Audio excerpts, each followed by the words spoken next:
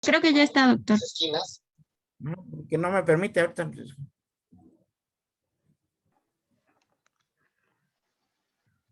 ¿Ya tienen la imagen? No, doctor. Ajá, ya la tengo yo aquí a vista, pero no. Aún no ha compartido su pantalla, doctor. A ver, permítame. Nada más nos tiene que compartir su pantalla, doctor. Correcto, sí, permíteme.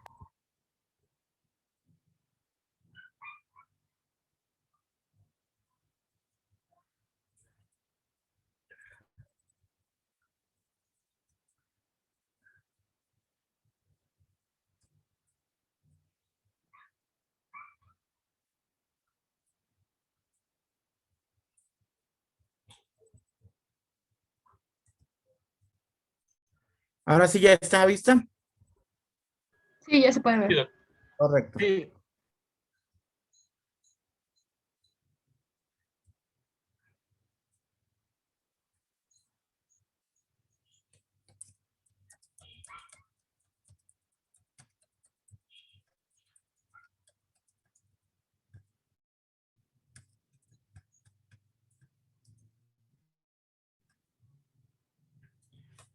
Correcto, vean ustedes, pasamos de la afectación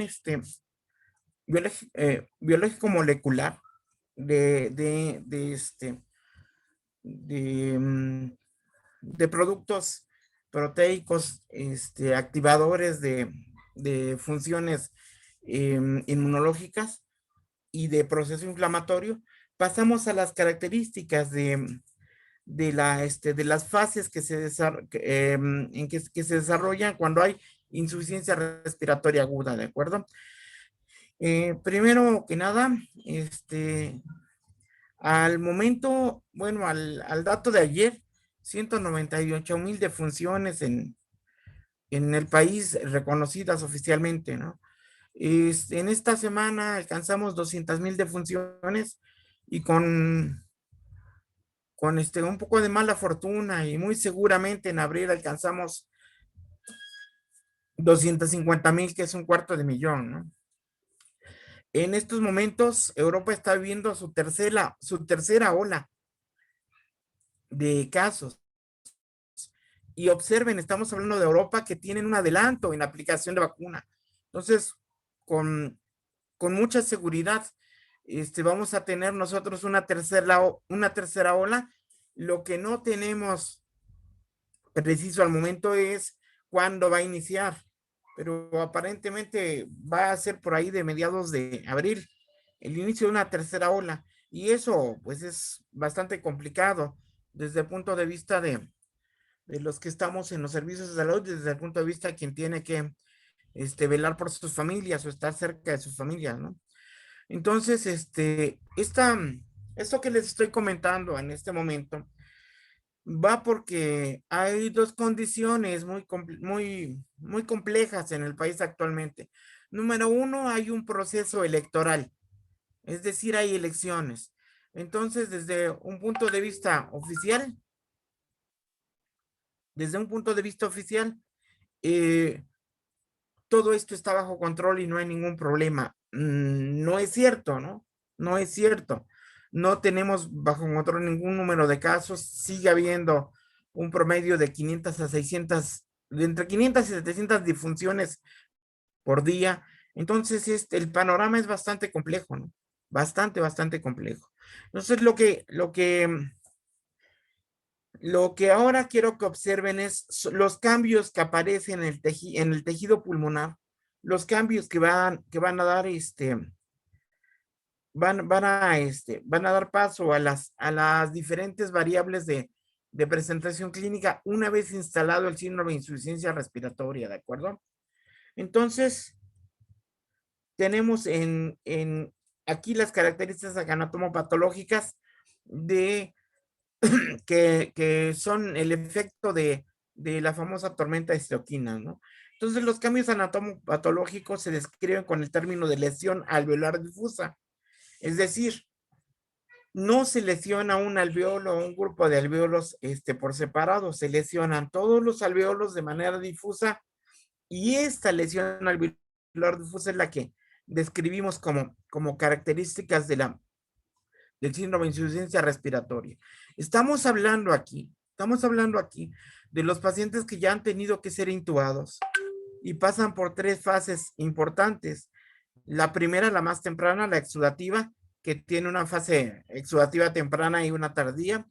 La proliferativa, que tiene una fase temprana y una fase tardía. Y la última fase, que es una fase fibrótica, es un proceso en el cual el pulmón queda con proceso que técnicamente se podría describir como cicatrizal. Ajá, y que a final de cuentas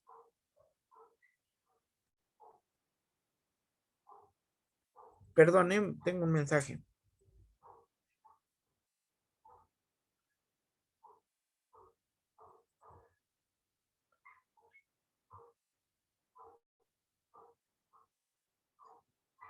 Perdón, continuamos. Entonces, estas tres fases son muy importantes porque cada una nos permite ubicar a una persona determinada en un momento particular de la patología y a partir de ese momento que nosotros ubicamos, el proceso tiene regreso, tiene retorno, tiene posibilidad de recuperación o no la tiene. ¿De acuerdo?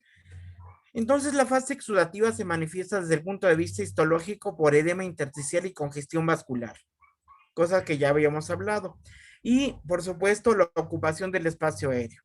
La ocupación del espacio aéreo se manifiesta como un exudado proteináceo y un número variable de eritrocitos.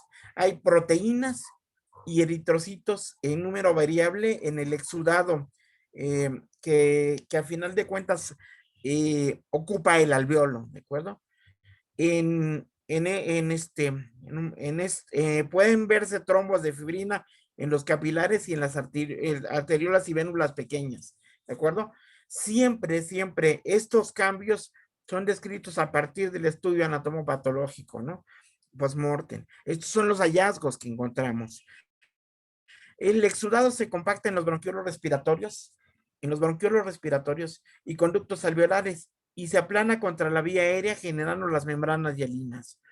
Ojo, esta es una parte muy importante porque este exudado cuando alcanza los bronquiolos respiratorios, es decir, nosotros hablamos de bronquiolo respiratorio como el pequeño bronquio o la pequeña vía aérea, que son los bronquiolos que ya habíamos comentado en alguna otra ocasión, que tienen menos de 2 milímetros de diámetro. ¿De acuerdo? Esto es a partir de la generación 16 de la división bronquial, esta división dicotómica que nos lleva a todo el ramaje pulmonar que vimos en una de las primeras presentaciones que les hice. A partir de la generación 16, cuando los bronquiolos ya son, ya tienen algunos, ya tienen grupos alveolares y y hay conductos donde ya hay intercambio gaseoso.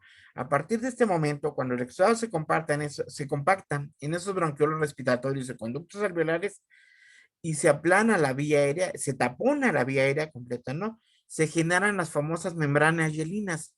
Estas membranas hialinas es lo que a las personas, a los pacientes, se les aspira a través de las diferentes técnicas para higiene bronquial, de aspirado, ¿de acuerdo? Este material no es fácil de despegar de la vía aérea, sobre todo de la vía aérea pequeña, y finalmente el taponamiento de la vía aérea pequeña es el que lleva a que quede bloqueado el flujo respiratorio y que a veces ningún ventilador puede ser capaz de traspasar. Entonces, cuando esto ocurre, el exudado intersticial pasó a la ocupación alveolar, y la ocupación alveolar, ya llenos los alveolos, esto refluye hacia los bronquiolos respiratorios, ¿de acuerdo? Y se tapona la pequeña vía aérea, que a final de cuentas es la parte importante porque a partir de la generación 16 de la división dicotómica de los bronquios es donde se da el intercambio gaseoso. Por supuesto, En esas condiciones, en etapas muy avanzadas, aún con FiO2 al 100%, aún con, con presiones perfectamente controladas, con ciclos respiratorios bien medidos y bien determinados por tiempo, y con lo mejor en tecnología de ventiladores, eso no se rompe, ¿de acuerdo? Eso no se resuelve, ¿de acuerdo? Entonces, poco después de la lesión inicial empiezan a proliferar los neumocitos tipo 2. Recuerden que lo platicábamos al inicio. Cuando se lesiona la pared del alveolo, es decir, cuando se rompe la pared del alveolo, el neumocito tipo 1 es agredido y hay una ruptura de este compuesto estructural, entonces empiezan a proliferar los neumocitos tipo 2 que se convierten en tipo 1 y ocupan el lugar del neumocito tipo 1, ¿eh? O sea, el neumocito tipo 2 prolifera y ocupa el lugar del neumocito tipo 1, lo que traduce al final lo que se traduce al final en un nuevo revestimiento de las paredes alveolares. Es decir, hay una remodelación de la pared alveolar buscando recuperación, junto con la pared del capilar para mantener el intercambio gaseoso. Esta es una labor titánica de los neumocitos tipo 1, ¿eh? Antes de verse rebasados, debe de haber mayor afectación al 50% de los alvéolos, que dijimos cuántos millones de alvéolos tenemos. ¿Recuerdan cuántos millones de alvéolos tenemos?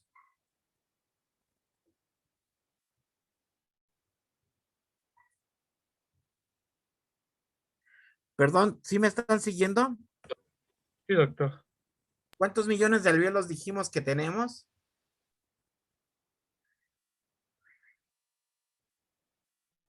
Recuerden que fue lo primero que mencionamos. Alrededor de 600 millones. No. Entre 3 y 6 millones de alvéolos y en promedio 4 millones de alvéolos. ¿De acuerdo? Para que se dé este proceso de falla pulmonar, debe de rebasarse más del 50% de ese número de alvéolos. ¿De acuerdo? Que como es de manera difusa, perdón. Doctor, discúlpeme, yo tengo una duda. Adelante. Quisiera ver si entendí correctamente. Estamos hablando Te entonces escucho. que la muerte en un paciente que ya está intubado y que recibe ventilación asistida, tiene mucho que ver la isquemia que provoca esta fase fibrótica. Estamos todavía describiendo la fase exudativa, ¿de acuerdo?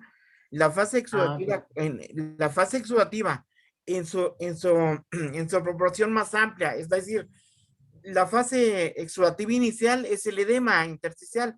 Estamos hablando de la fase exudativa tardía, que es la invasión por líquidos de paredes alveolares y, como les acabo de explicar hace un momento, el relleno con un material proteináceo y de eritrocitos del bronquiolo respiratorio, de la pequeña vía aérea. Esto es lo que lleva al fracaso respiratorio. Si se tapona la vía aérea, si se tapona la vía aérea pequeña, se tapona se bloquea toda posibilidad de que haya intercambio gaseoso, ¿de acuerdo?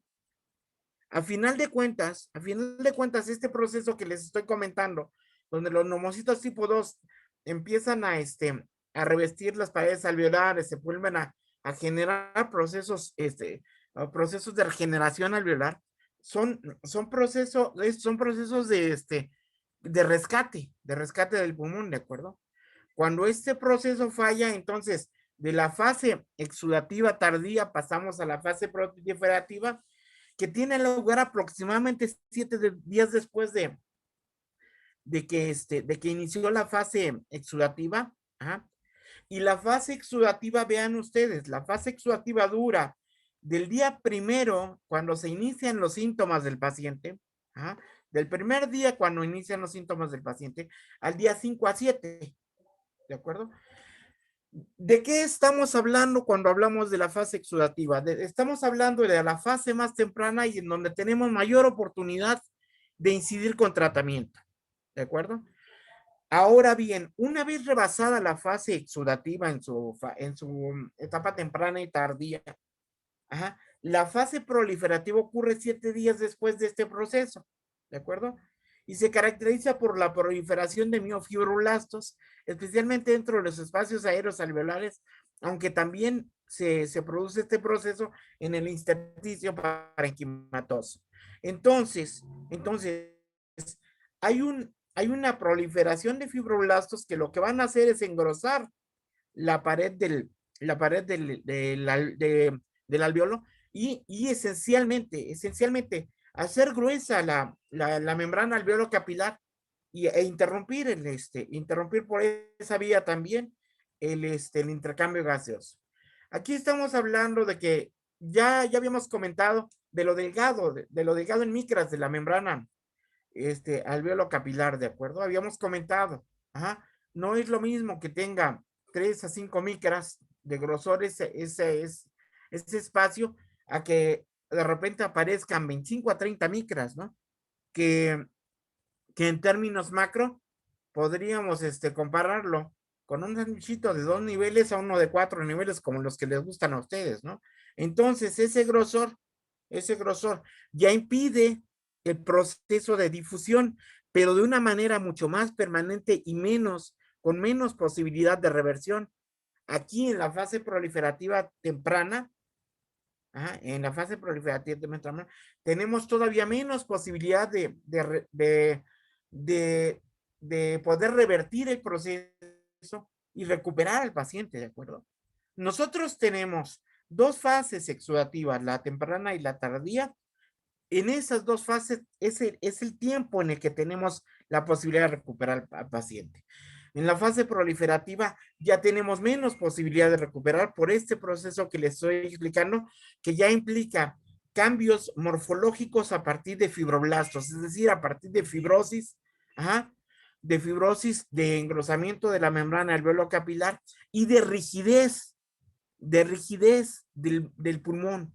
En este proceso, vean ustedes, en este proceso el pulmón pasa de ser elástico y flexible a ser rígido y tieso. Yo quiero que imaginen el tejido del pulmón en estas condiciones, sobre todo en la fase proliferativa tardía, como un bolillo que dejan ustedes sobre la mesa, y que después de 4 días quieren ir y comerlo, bueno, ya está duro como piedra, ¿no?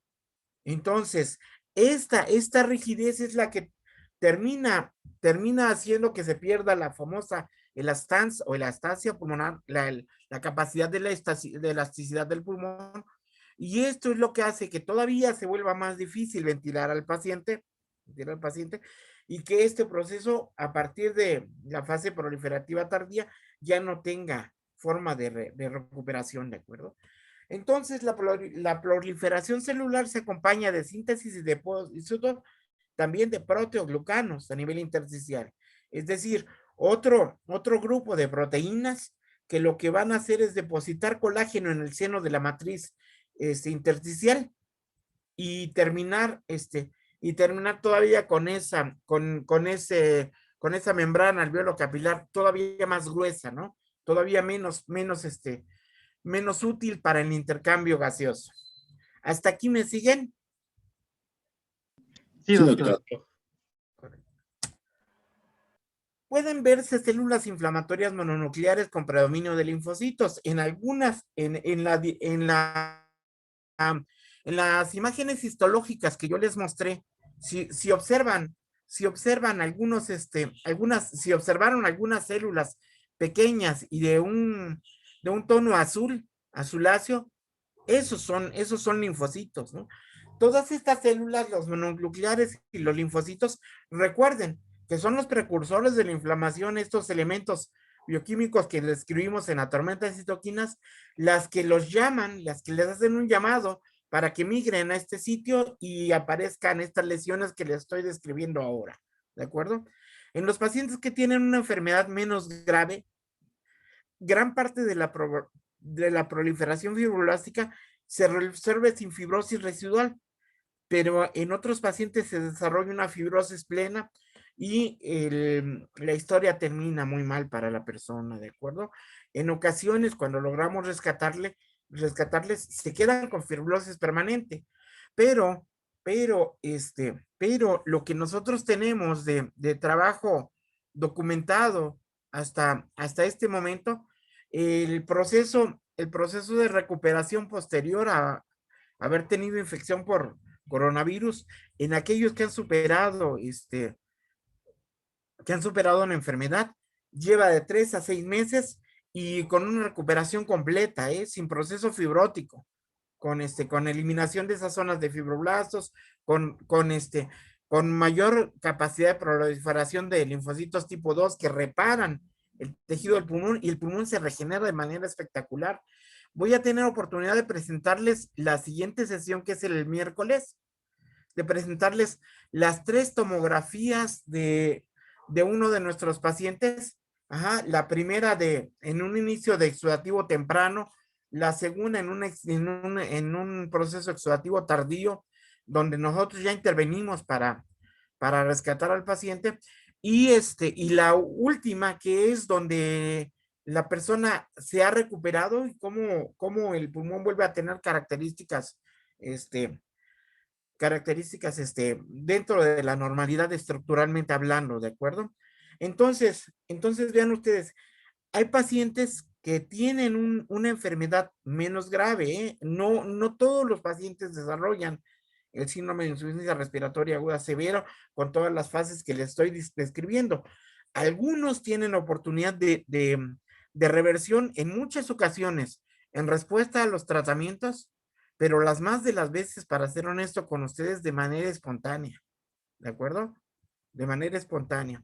Esto hace que nosotros no podamos predecir cuál es el rumbo de la enfermedad una vez avanzado el proceso, ¿de acuerdo? Si ustedes quieren saber qué enfermedad nos complica más el pronóstico de su desarrollo, no hay ninguna otra igual a la enfermedad pulmonar por coronavirus. En este momento no tenemos descrita la historia natural de la enfermedad porque estamos dejando los datos en los expedientes, estamos dejando los datos bibliográficos para que posteriores investigaciones desarrollen la historia natural de la enfermedad, ¿de acuerdo? De igual manera, esta idea que les estoy comentando, de igual manera, les voy a mostrar la historia natural de la tuberculosis graficada, para que ustedes observen cómo es una enfermedad que conocemos plenamente y en el cual el pronóstico está perfectamente bien delineado desde el momento que hacemos el diagnóstico y al tiempo que lo hacemos, ¿de acuerdo? Entonces, pero con coronavirus no podemos establecer un pronóstico. Lo más que podemos hacer es dar una esperanza de desarrollo evolutivo hacia la mejoría en el transcurso de la evolución del proceso, pero establecer un pronóstico bueno o malo es de lo más incierto que pueden ustedes imaginarse, ¿de acuerdo? Entonces, para que pasemos a las manifestaciones radiográficas, recuerden, a partir del miércoles les presento estos 3 videos que corresponden a una persona que desarrolló una enfermedad en la que tuvimos oportunidad de intervenir a tiempo y que tuvimos una respuesta favorable y hay una reversión de la lesión pulmonar, ¿de acuerdo? Esto no es lo más habitual. Esto que les estoy comentando no es lo más habitual. No es lo más habitual porque, por desgracia, la mayoría de la población en general, la mayoría de los pacientes, llegan tarde a los hospitales. Entonces, captar un paciente como los hemos captado nosotros hemos tenido esta oportunidad porque los pacientes que hemos captado son nuestros compañeros de trabajo, ¿de acuerdo? Una doctora que de repente te dice, doctor, ayer inicié con fiebre, ¿no? En el proceso pasado, en los meses pasados, ¿de acuerdo? Por eso tenemos todo este material al que ustedes van a tener acceso. Entonces, una doctora que te dice, doctor, ayer inicié con fiebre, esa es una ubicación súper temprana, mega temprana de la afectación fisiopatológica, ¿de acuerdo? Entonces, hacemos la primera tomografía, 5 días después hacemos la segunda y ya tenemos la posibilidad de establecer por lo menos el rumbo que va a llevar la enfermedad. Y a partir de la segunda tomografía de las manifestaciones que van a observar ustedes a partir del próximo miércoles, en estos 3 videos que les voy a presentar, entonces ustedes van a poder ver, van a poder ir entendiendo las manifestaciones radiográficas que también las vamos a describir el próximo miércoles, ¿de acuerdo? Les ruego me disculpen, pero tengo otro evento más que hacer. Yo me gustaría que ahorita participaran ustedes con preguntas acerca de lo que hemos revisado anteriormente, de la tormenta de citoquinas, de las manifestaciones anatomopatológicas, y más adelante pasamos hacia las manifestaciones radiográficas con imágenes precisas como las que van a ver el miércoles próximo, ¿de acuerdo? Entonces, pasamos a las preguntas. Yo, doctor, por favor. Sí, claro que sí. No sé si me estoy adelantando mucho, pero quisiera preguntarle, mencionaba sobre que la atención temprana marca una gran diferencia y estamos de acuerdo, pero yo quisiera preguntar, porque no lo sé la verdad, ¿cuál es la diferencia que ocurre en el hospital con la atención temprana? ¿Será la dexametasona o cuál es la diferencia sustancial en el hospital? ¿El oxígeno asistido o qué sería? Mira, la diferencia, la parte esencial de tomar tempranamente a un paciente es que tú estás incidiendo en en la tormenta de citoquinas antes que se desarrolle completamente. Te está anunciando que está por iniciar. Yo no sé si te ha pasado, Liber, pero de repente volteas al cielo, ves algunas nubes, algunas las ves oscuras, ves algunos rayos en el cielo y dices, va a caer un aguacero. Y momentos después cae el aguacero, ¿de acuerdo? Sí, llueve. Es decir, hay situaciones que son anunciadas. Nosotros, tenemos que ser capaces de prever la evolución de los pacientes. ¿Cuál es el problema que tenemos nosotros en los hospitales? Mira, me están llegando pacientes como el que les describí la sesión anterior, después de 17, 19 días de inicio de los síntomas. Por fortuna, el paciente que yo les compartí tuvo una evolución espontánea hacia la reversión del proceso porque no recibió tratamiento, pero no son la mayoría de los casos de ellos. La mayoría de los casos son personas que llegan después de 14, 15, 20 días y ya llegan en fases proliferativas tardías en las que terminas intubando al paciente ya no teniendo respuesta, ¿de acuerdo? Ya no obtienes respuesta. Les platicaba la sesión anterior, ¿no? La sesión anterior. Hace 8 días, 7 de nuestros pacientes del otro hospital tuvimos defunciones. Esta semana que acaba de pasar 5. Este fin de semana, antier y ayer, 5, ¿no? Entonces, siguen llegando demasiado tarde al hospital, pero la parte más importante, de hecho, la parte relevante de todo esto es que si llegan temprano, aún sin tener la prueba, pero si tienes la evidencia radiográfica, actúas rápidamente, ¿de acuerdo? Actúas muy rápidamente. Y actúas rápidamente con el arsenal que tienes. De antemano, lo esencial de inicio, el esteroide. esteroide.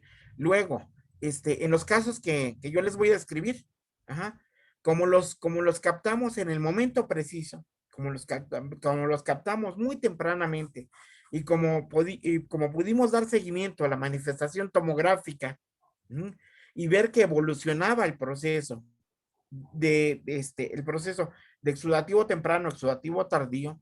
Entonces, en ese momento nosotros trabajamos con tratamiento biológico y esencialmente tocilizumab. Ustedes ya habrán escuchado, Luis, que es muy controversial el uso del tocilizumab. Hay quien dice que no sirve, ¿sí me entienden?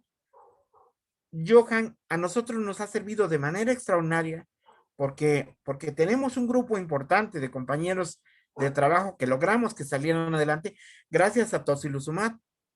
La parte clave es en qué momento lo vas a aplicar, ¿de acuerdo? Entonces, cuando platiquemos el miércoles próximo acerca de esta manifestación radiográfica en este paciente que les vamos a comentar, nosotros, posterior a la segunda tomografía, aplicamos los primeros 200 miligramos IV de tocilizumab, seguidos de 200 miligramos más 12 horas después. Y la respuesta es extraordinaria. Y lo van a ver, ¿de acuerdo? Y ojalá que algún día tengan oportunidad de visitar el hospital y les puedo presentar a las personas que han estado en esa situación de gravedad y que por fortuna salieron adelante, ¿de acuerdo? Ahora, la clave del tratamiento es que el tratamiento es exactamente el mismo en todos lados. Lo importante es la oportunidad con la que se le inicia el tratamiento a la persona, ¿de acuerdo? En ese sentido, Aurora, si alguien tiene prejuicios en nuestra población, prejuicios dados por mala información, dados por la famosa infodemia, por los famosos fake news, ¿de acuerdo? Si alguien tiene mala información, lo que va a pasar es lo siguiente: va a decir, yo no voy al hospital porque ahí me voy a morir, ¿sí me entiendes? Y yo voy a aguantar aquí en mi casa y voy a ver cómo le hago. Sí, de acuerdo, pero eso retrasa los tratamientos, ¿de acuerdo? Todo eso retrasa los tratamientos. Ajá. Ustedes van a escuchar con alta frecuencia, Johan, van a escuchar con alta frecuencia a personas que dicen, yo no voy al hospital. Bueno, pues ese es el perjuicio que nos está perjudicando actualmente más, porque cuando ya llegan al hospital, llegan saturando, Daniela, 60-65%. Ajá. Y hemos tenido pacientes que lo reciben saturando a 40%. Imagínate lo avanzado de ese proceso y lo difícil que es incidir ahí donde ya no tienen efecto los esteroides, donde ya no puedes utilizar tratamiento biológico, ¿ah? Y donde te queda es el ventilador con la posibilidad de infección sobreagregada. ¿Sí me entiendes? Entonces, la parte clave de todo esto es qué tan temprano hacemos el diagnóstico, qué tan temprano somos capaces de incidir y sobre todo de generar confianza para incidir en las personas, ¿de acuerdo? El hecho de que haya gente que difunde rumores, que difunde cosas que no son adecuadas, bueno, pues nos tiene a nosotros como quien debe de difundir lo que corresponde a la realidad y lo que tiene fundamento científico. Si nosotros tratamos tempranamente el problema se resuelve. Se resuelve, ¿de acuerdo? Si nosotros no lo tratamos tempranamente, el problema desgraciadamente no se resuelve, ¿de acuerdo? Entonces aquí la parte clave es de este proceso que les he explicado. Si se permite que avance en las diferentes etapas que les he comentado, si se permite que esa enfermedad se desarrolle de manera natural, sin intervención, entonces la posibilidad de salir adelante de la persona es muy poca, ¿de acuerdo? Ajá. Por favor, no vayan a pensar que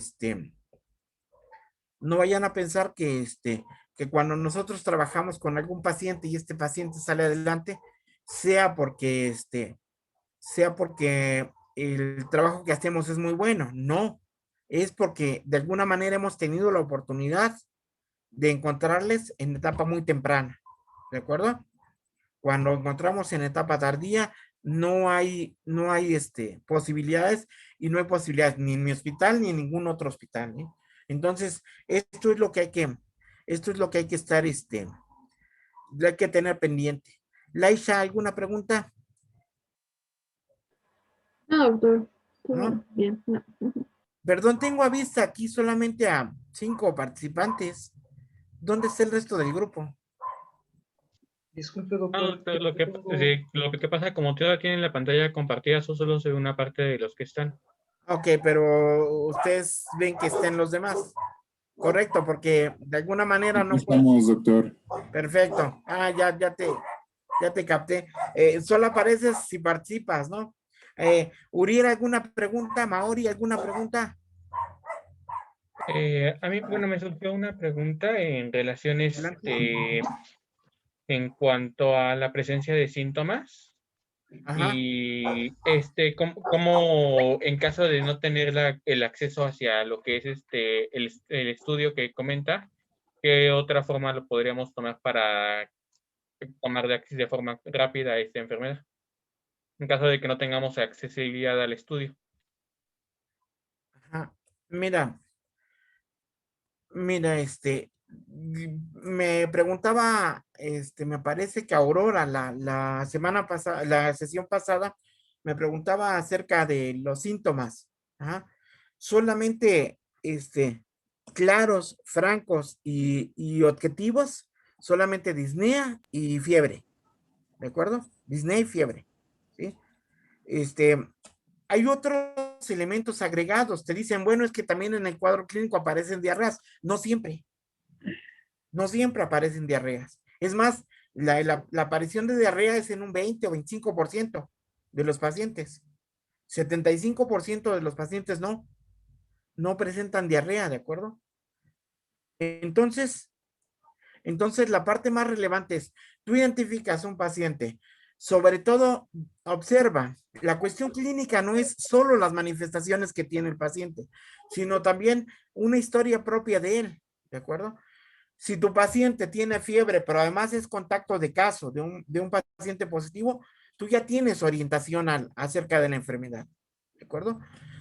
Lo que haces inmediatamente es recurrir a la prueba más rápida, que es la del antígeno. Es la prueba antígeno eh, eh, para SARS-CoV-2, que es la prueba rápida.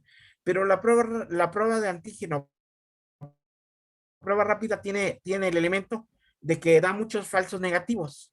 Cuando es positiva no hay ningún problema, pero cuando es negativa, ese puede ser un falso negativo, ¿de acuerdo?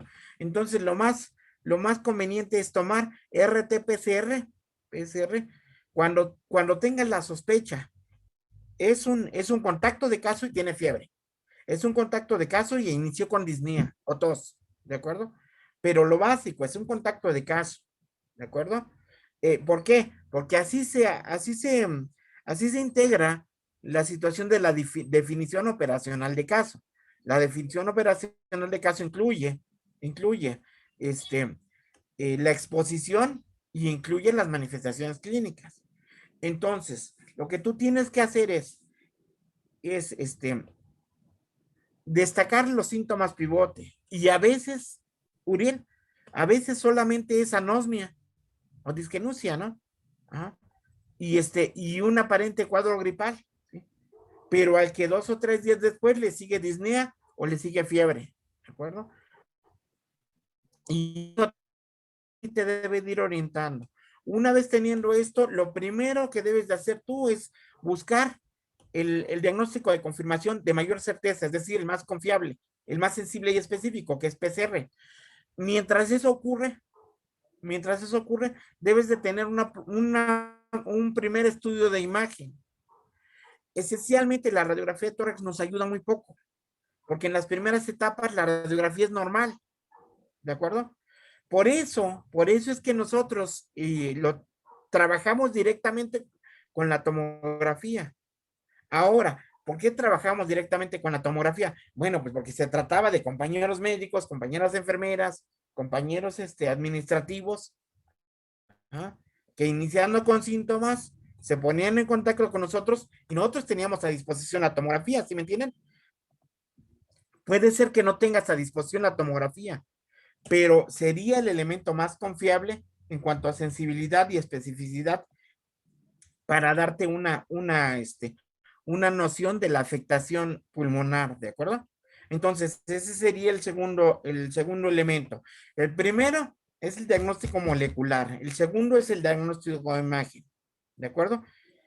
Y el tercero es tu evolución clínica. Tu evolución clínica. Por supuesto que si tú tienes una persona que fue contacto de caso, que tuvo fiebre, y a los 4 o 5 días la saturación cae, ya sabes que tienes una afectación pulmonar, ¿sí me entiendes? A los 3 o 5 días ya sabes que tienes una afectación pulmonar. Y ahora, si hay un elemento que está distribuido ampliamente, son los oxímetros. ¿Ah? Y el oxímetro es una referencia. ¿Sí me entiendes? El oxímetro es una referencia. Y entonces te estoy describiendo en este momento el abordaje diagnóstico. Lo primero que tienes que hacer tú es integrar la definición de tu caso. Luego, solicitar la prueba PCR o la prueba rápida. Tener un estudio de imagen pronto, temprano, ¿de acuerdo? Y estar al tanto de la evolución del cuadro clínico de tu paciente, ¿de acuerdo? Eso es lo único que te va a permitir tener una incidencia adecuada para cuando tengas a un paciente con infección por coronavirus, ¿no? Entonces, yo lo que les estaba comentando a Uriel al principio es, Europa tiene su tercera ola de incremento de casos por coronavirus. Y Europa nos lleva a un adelanto increíble en relación a la vacunación. Uriel, ¿tienes una idea de cuántas personas de la población en general en México tienen las 2 dosis de vacunación completas? No, eso sí no lo sabría. Están hablando de que ya casi 4 millones de personas están vacunadas, pero de esas 3/4 partes tienen una sola dosis, Uriel. Solamente 857,000 personas, solamente 850,000 personas de la población de México tienen las 2 dosis de vacunación, ¿sí me entiendes? 2 dosis, solamente 850,000. ¿Sabes qué porcentaje de nuestra población es eso? Es ínfimo. Entonces, ahora que inicie una segunda ola, porque desgraciadamente no es algo que nosotros, no es deseable, pero si inicia una segunda ola nos va a volver a pegar, ¿de acuerdo? Y tenemos que estar preparados. Por eso he hecho este cambio en el programa, ¿de acuerdo? Por eso es que nos metimos esta cuestión, porque tenemos una emergencia, ¿de acuerdo? Entonces aquí, fíjate bien, Mahori, fíjate bien. Es importante la participación. Es importante manifestar cualquier duda, cualquier pregunta, cualquier situación, ¿de acuerdo? Ahora bien, lo único que nosotros podemos aportar al desarrollo de los acontecimientos es la experiencia por la fortuna que nos ha tocado de estar en la línea primera de fuego de esta guerra, ¿de acuerdo? Mahori, ¿tienes alguna pregunta? No, doctor, ninguna. ¿Todo en orden? ¿Todo claro? Sí. Correcto. Laisa, ¿qué te imaginas de manifestaciones clínicas en un paciente con fase exudativa temprana? ¿Y qué te imaginas de manifestaciones clínicas con un paciente con fase proliferativa temprana? Pues en caso de una exudativa, pues ya empezaría a presentar disnea y ya cuando en una proliferativa ya se vería más como una caída de la saturación de oxígeno. Y además importante, Ajá. importante. Entonces, Ujú. la caída de la saturación, Leisha, la caída de la saturación ya habla de una fase tardía, aunque hayan pasado pocos días.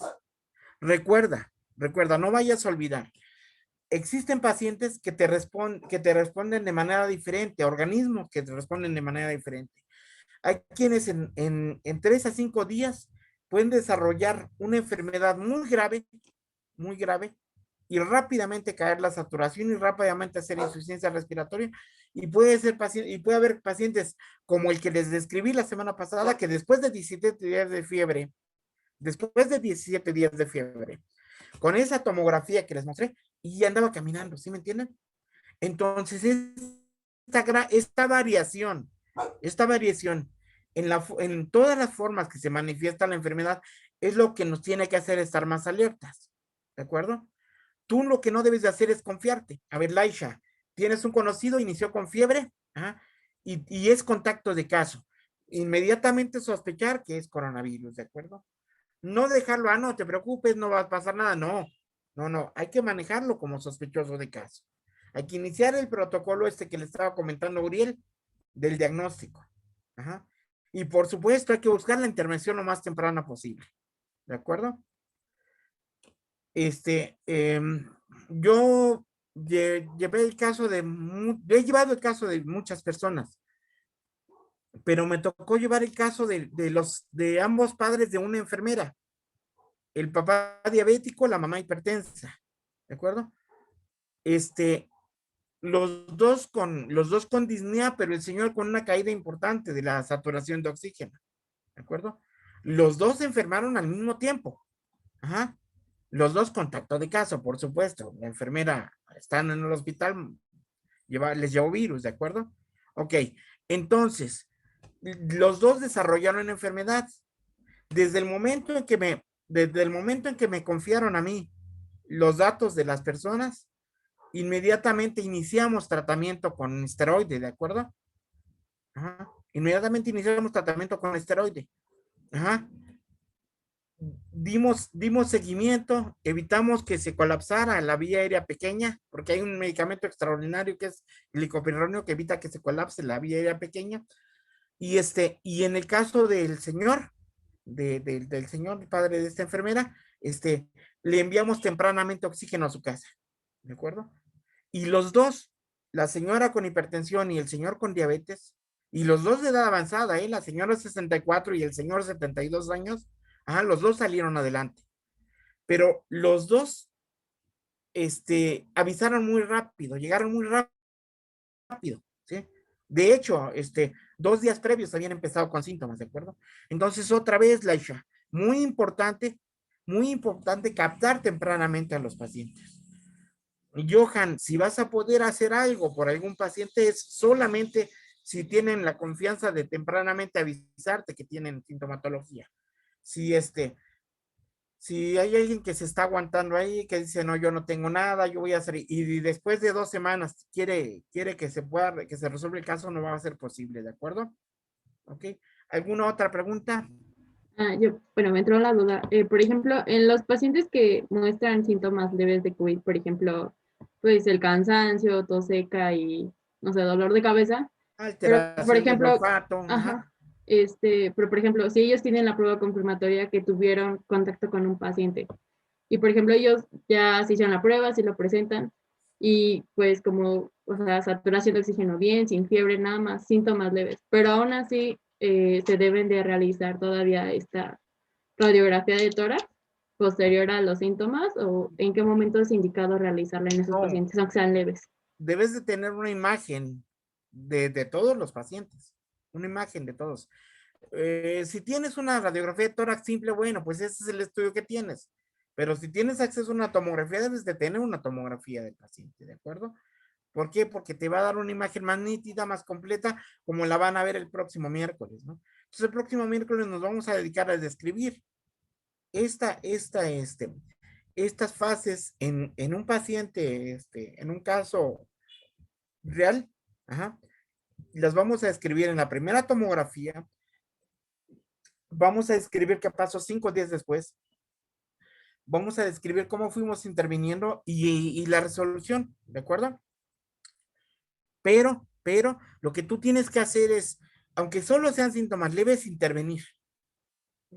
No hay ningún síntoma, no hay ningún indicador, no hay ningún indicador, certero para decirte que la evolución de la persona con síntomas leves va a ser, hacia la mejoría, ¿no? Hay pacientes con síntomas leves o casi asintomáticos que lo único que manifiestan días después es la caída en la saturación.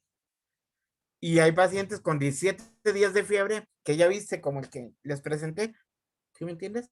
Entonces, ¿qué tienes que hacer? Nunca confiarte. No se te ocurra confiarte. ¿Ah? De preferencia un estudio de imagen como tomografía, pero sin una radiografía simple. ¿Ah? Y el confirmatorio por biología molecular, que es PCR. ¿De acuerdo?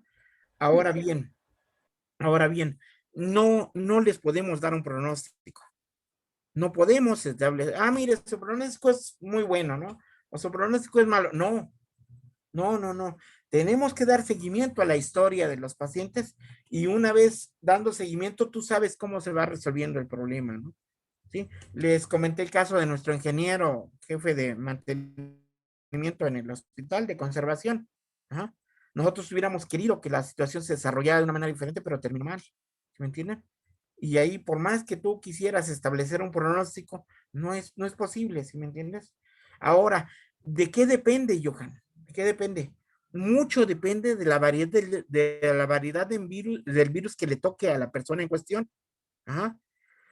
Así puede ser una persona joven como el médico interno que falleció por coronavirus de Puebla. Ajá. O así puede ser una persona que llegó con nosotros 44 años y a nuestro servicio de urgencias del otro hospital y que llegó pues ya sin signos, ¿no? ¿Entiendes? Entonces, ¿de qué depende? ¿De qué variedad de virus te toca? Ahora, ¿cómo vas a saber tú qué variedad de virus te toca? No lo sabes. Simple y sencillamente no tienes que confiarte. ¿De acuerdo? Eso es lo que hay que hacer. Lo que hay que hacer es no confiarnos e intervenir lo más pronto posible.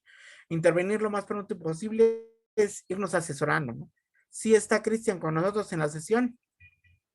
Sí, aquí estoy, doctor.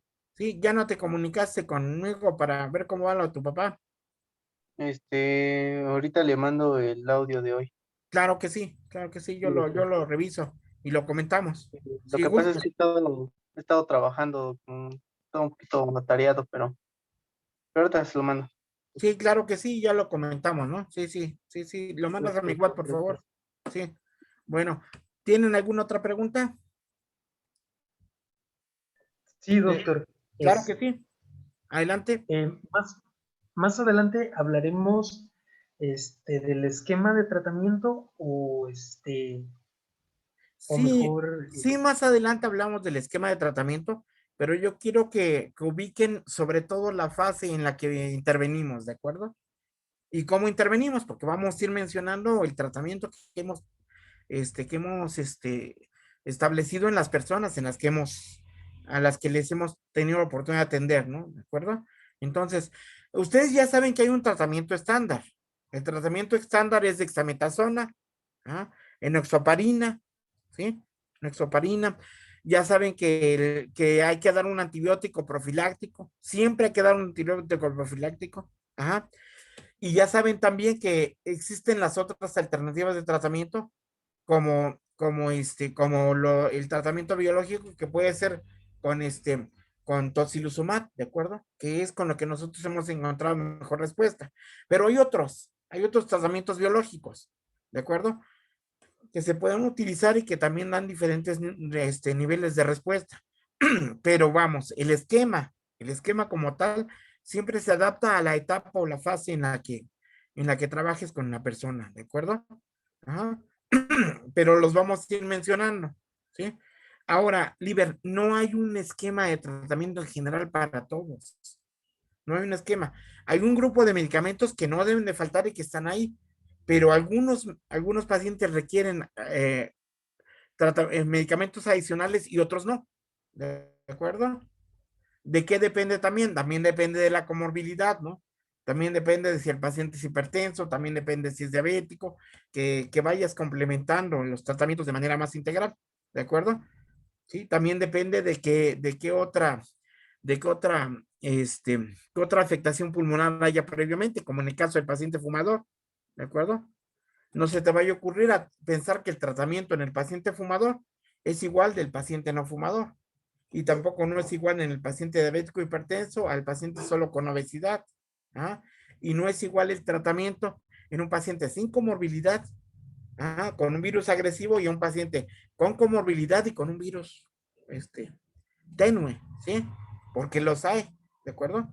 Entonces, todas estas variaciones son lo que nos hace tener perfectamente claro que no hay un tratamiento estándar para todos. Hay un tratamiento base, ¿de acuerdo? Pero no hay un tratamiento estándar para todos, no hay un esquema para todos igual, ¿sale? Pero sí lo vamos a ir abordando y les vamos a ir comentando. Gracias, doctor. ¿Alguna otra pregunta? Sí, doctor, yo tengo una. Adelante. Bueno, sabemos que, como usted comentó, hay diferentes variantes, como por ejemplo, apenas ahorita creo que identificaron la variante ucraniana y otra filipina, por ahí, y una parte de las... Una Ay, californiana, ¿no? californiana, o sea, sí, hay bastantes variantes por ahí. Una Hay bastantes californiana por ahí, aparte, igual sí. que la brasileña, la inglesa y la sudafricana, La ¿no? Que son de las que sudafricana. más miedo están dando, ¿no? Pero respecto a esta situación, puede que haya casos de pacientes, bueno, yo creo que a lo mejor son contados, como el caso del señor de John Hollis, el hombre de los superanticuerpos contra COVID, no sé si ha habido la historia de este señor, Ajá. que literalmente se curó de la enfermedad siendo asintomático, o sea, el virus entró a su cuerpo, se infectó de la variante sudafricana y se mantuvo asintomático en todo el proceso de la enfermedad, literal, no presentó fiebre, tos, nada, y así se recuperó. O sea, es posible, bueno, ya su sangre está por las farmacéuticas tras ella, ¿no? Pero Ajá. es posible que sí suceda eso, que hayan pacientes que se curen literalmente siendo asintomáticos. Mira, yo tengo un grupo de compañeros de trabajo que es muy pequeño.